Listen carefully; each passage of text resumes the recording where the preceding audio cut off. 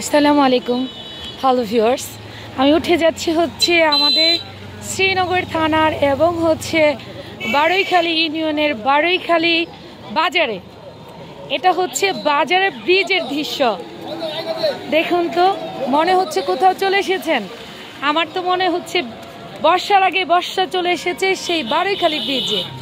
এই বর্ষাটা হচ্ছে, আমি প্রতিনিয়ত এই বর্ষাটা দেখি, কিন্তু সময় সুযোগের কারণে হচ্ছে এটাকে আমি ব্লক করতে পারি না।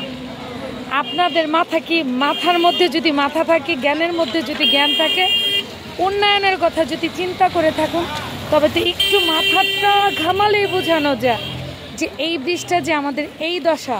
দেখুন, একটা স্লিপ খেয়ে মানুষ পড়েও যেতে পারে। আর এরকম নোংরা পানির মধ্যে যদি আমরা বসবাস করি, এই থানার এই বাংলাদেশের মানুষ যদি এভাবে অবহেলিত হই, কোথায় যে মূল্য পাবো আমরা? আমি বারৈখালী ব্রিজটা যদি আপনাদের সম্পূর্ণ দেখাতে যাই, দেখুন পানি আর পানি, এই পাশেও পানি ওই পাশেও পানি, উন্নয়ন আর উন্নয়ন। উন্নয়ন যদি এতই উন্নয়ন করতে থাকি, শুধু নাকি জীবনের লক্ষ্যে এগিয়ে যাচ্ছি। কোন লক্ষ্যে এগিয়ে যাচ্ছি? পানির মধ্যে গাড়ি দাঁড়িয়ে, পানির উপর দিয়ে গাড়ির চাকা যেয়ে, মানুষের হাঁটা চলার রাস্তা বন্ধ করে পানির উপরে টোটালি গাড়ি বসে আছে। এটা কি আমরা কোনো সুইমিং পুল ব্যবহার করছি? গাড়ির জন্য তো ক্ষতি। আর দেখুন, আমি যদি দেখাতে যাই, টোটালি হচ্ছে বারৈখালী ব্রিজের পানির মধ্যে হচ্ছে আপনার পোকা জমে গিয়েছে। চতুর্পাশে নোংরা পানির মধ্যে বেজে রয়েছে। এই নোংরার মধ্যেই হচ্ছে এই গন্ধযুক্ত জায়গা দিয়ে হচ্ছে, দেখুন বারৈখালী পশ্চিম পাশের মানুষগুলো প্রতিনিয়ত যাতায়াত করছে। দেখুন, এখানে কিন্তু অল্প একটু বেশি সংস্কার দরকার নয়, কোটি টাকার প্রয়োজন নয়, লক্ষ টাকার প্রয়োজন নয়।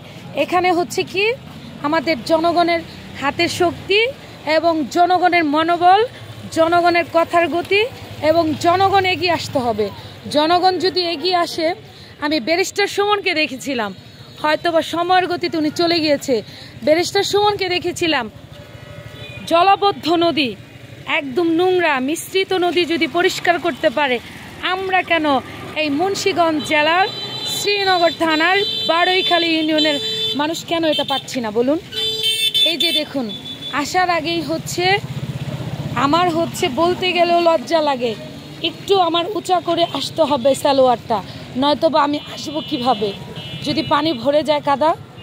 দেখতে পাচ্ছেন? দেখুন, আর পানির অবস্থাটা আপনি দেখুন।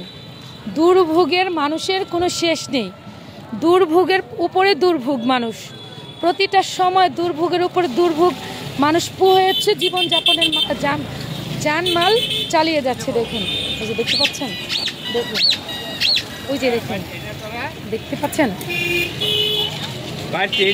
দেখুন